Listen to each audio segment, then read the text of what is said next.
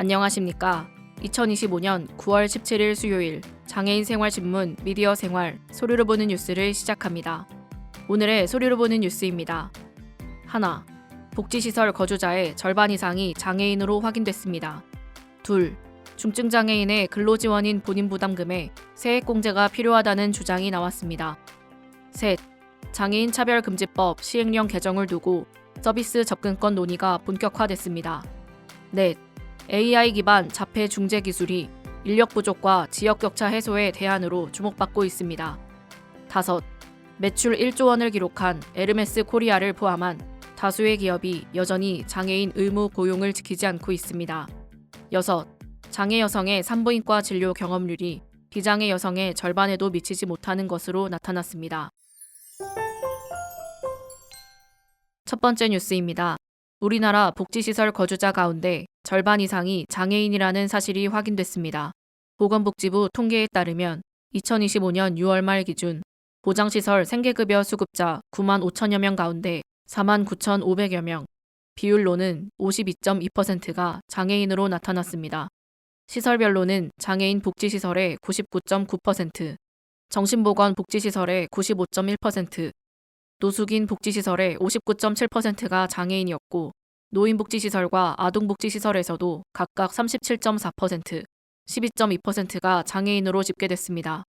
특히 문제는 장기거주였습니다. 전체 장애인 거주자의 40.7%인 2만여 명이 10년 이상 시설에 머물고 있었으며 아동복지시설에서는 성인이 된 장애인 110여 명이 여전히 자립하지 못하고 있는 것으로 드러났습니다. 전문가들은 장애인 복지시설 외에 다른 시설에서도 자립지원 제도가 마련되지 않아 사각지대가 발생한다며 제도적 개선이 시급하다고 지적했습니다. 두 번째 뉴스입니다. 중증장애인이 근로지원인을 이용할 때 부담하는 본인 부담금에도 세액공제가 필요하다는 지적이 나왔습니다. 2016년 1,200여 명이었던 근로지원인 이용자는 2024년 1만 8천여 명으로 14배 이상 증가했습니다. 같은 기간 본인 부담금 납부액은 3억 5천만 원에서 43억 5천만 원으로 12배 넘게 늘었습니다. 그러나 이 비용은 여전히 세액공제 대상이 아닙니다. 반면 활동지원제도 본인 부담금은 올해부터 의료비 세액공제에 포함돼 형평성 논란이 제기되고 있습니다. 김예지 의원은 근로지원인은 중증장애인의 취업과 자립을 위한 필수 제도라며 세액공제 제외는 제도의 취지를 훼손한다고 비판했습니다. 이에 따라 관련 법 개정 논의가 필요하다는 목소리가 커지고 있습니다. 세 번째 뉴스입니다. 장애인의 서비스 접근권을 실질적으로 보장하기 위한 논의가 국회에서 본격적으로 시작됐습니다. 김예지 의원 주최로 열린 간담회에는 복지부와 기재부, 과기정통부 등 관계부처와 장애계, 소상공인 단체가 함께했습니다. 참석자들은 장애인 차별금지법 시행령 개정의 핵심은 단순히 키오스크 설치가 아니라 장애인이 재화와 용역을 이용할 때 전반적인 접근성을 보장하는 데 있다는 점을 강조했습니다. 특히 현장에서는 장애인과 소상공인이 대립하는 구도가 아니라 상생할 수 있는 가이드라인이 필요하다는 의견이 제시됐습니다. 이번 간담회 논의는 시행령 최종 개정과 세부 지침 마련에 중요한 참고가 될 전망입니다. 네 번째 뉴스입니다. AI를 활용한 자폐 스펙트럼 장애 중재 기술이 인력 부족과 지역 간 격차 해소 방안으로 주목받고 있습니다. 이 같은 의견은 지난 8월 28일부터 29일까지 제주에서 열린 제4회 제주도 발달장애 자폐 스펙트럼 국제 심포지엄에서 제기되었습니다. 서울대 김북년 교수는 AI를 활용한 조기 진단과 예후 예측 연구를 소개하며 인력 부족 상황에서 AI는 신속하고 맞춤형 중재를 가능하게 한다고 밝혔습니다. 전문가들은 앞으로 약물치료, 감각통합, 디지털 치료제 등이 AI와 결합해 통합 모델로 발전해야 하며 발달장애인의 자기 결정권을 보장하는 제도적 뒷받침이 필요하다고 강조했습니다. AI는 접근성과 지속성 측면에서 기존 지원 체계를 보완할 수 있는 대안으로 평가되고 있습니다. 다섯 번째 뉴스입니다. 고액 매출을 기록하는 대기업조차 장애인 의무교육을 지키지 않는 실태가 드러났습니다. 2024년 기준 장애인 의무교육 대상 민간기업 3만 1천여 곳 가운데 1만 8천여 곳, 즉 58.6%가 법적 기준을 지키지 않았습니다.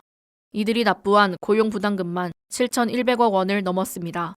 특히 300인 이상 대규모 기업 가운데는 최근 3년간 단 한 명의 장애인도 고용하지 않은 곳이 무려 23곳에 달했습니다.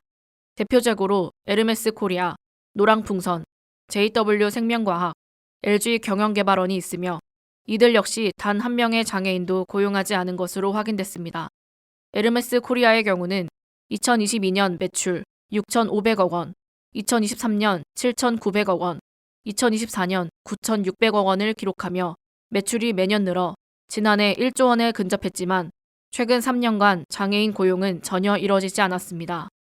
전문가들은 기업들이 부담금 납부로 의무를 대신하는 관행을 지적하며 장애인의 사회 참여와 자립을 실질적으로 보장할 수 있도록 제도 개선이 필요하다고 강조했습니다.